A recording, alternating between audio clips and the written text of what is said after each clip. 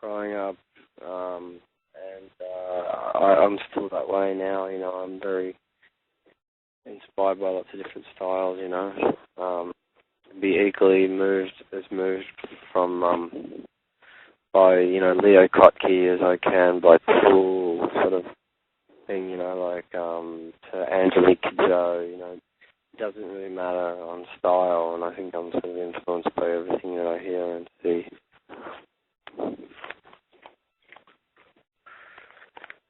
Okay, well, not to backtrack at all, but back to the song Jack, you said you're going to be maybe you're thinking about doing some changes with that. I mean, I'm just curious because, like I said, I absolutely love that song, but what are you thinking about changing around with that? I don't know, I'm just thinking about doing a different version. I'm not sure what yet, but just revisiting it. I haven't played it for a long time. Is there any chance of that song coming up in the set this 30th at the TLA? How much time are you giving me there? I got a couple of weeks. Yeah, maybe, man. Oh, yeah? Because I will be at that show. Okay, we'll see how we go. Try and remember it. Okay, great. Well, I know that you're very big on the environment and really into helping others, which I think, again, is great. I was just wondering if maybe you could elaborate on some of what you're really involved in, at least at the moment or in the past. I'm sort of open to helping out where I can, on my journey with I meet so many different organisations and groups, and I learn so much about different things that are happening by my travel. At the moment, I'm kind of working with the Save the Kimberley group, which is a really big threat. Basically, it's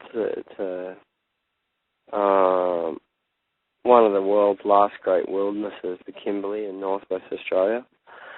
Full, beautiful, beautiful, sacred piece of country that is the biggest outdoor rock art gallery in the world.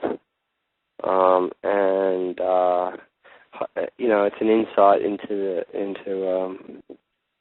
the human history, for the whole world.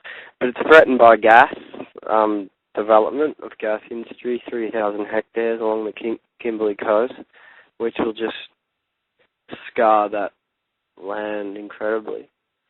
And so that's pretty close to my heart. If I think of one to mention, that's what I would say right now, if anyone wants to check anything out. So SaveTheKimberley.org is where you can get information on what's happening there. Okay. Now,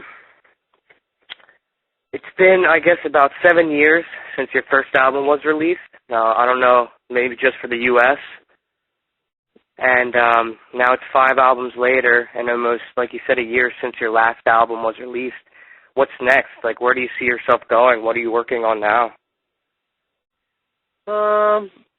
Working on,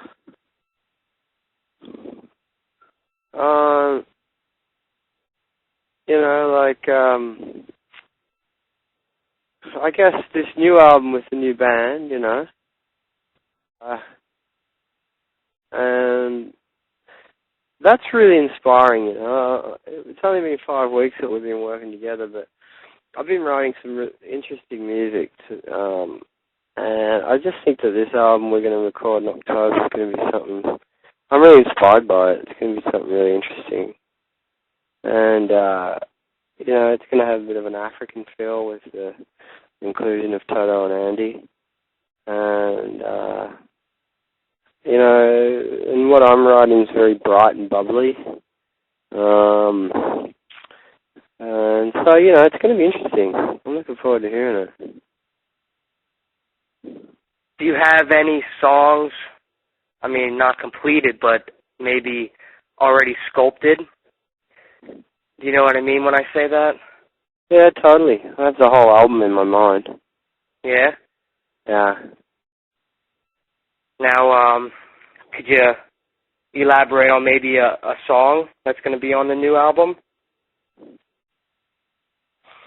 No, not really. I'm not sort of at that point yet. I can't really sort of explain it to you, but it's all definitely there. We're starting. Okay, and who's the new band you're playing with, if you don't mind me asking? They call the bass player's called Toto Moulondois, and the drummer is called Andele Mumbezelo, and they're from South Africa, and they were the late Lucky Dubay's rhythm section for many years, and so they're just very, very heavy players, amazing guys, amazing spirits, and I just feel really honoured to play with them. It's a blessed journey that I'm on for sure.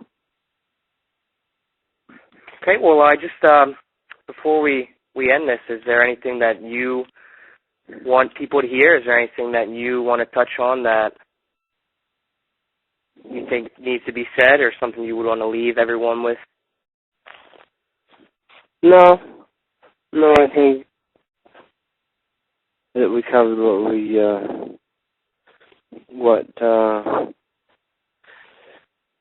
you felt like we should cover, and I feel good about it. I feel like it was cool to talk to you, and I look forward to coming to Philly again. I like Philly. I've always liked coming through there. So. Now, you've played as the TLA before, correct? Yeah. How do you like the setup there? I mean, it's a very smaller venue, which I think is great because, I mean, I'm sure it's a lot easier to connect with the audience when they're that close. Yeah, I like that style. And I like that place. It's a cool venue. It's a cool. We've had a good memory there, so it'll be fun. Okay, great. Well, then, I just want to thank you for your time and taking the time out to do this interview. I mean, it's very much appreciated. Thank you, man. Nice chatting to you. I just want to remind everybody that Xavier Rudd will be in Philadelphia at the TLA on July 30th. And what time does the set start? 9 o'clock, I believe? 9 o'clock, yeah. 9 o'clock, okay. Around 9 o'clock, yeah. Okay. Okay, great. Well, thanks again, Xavier. It's been a pleasure. Thank you, man. Okay, right on. Well, you take care. Okay, be safe. All right, you do the same. Okay, thank you. All right, bye-bye.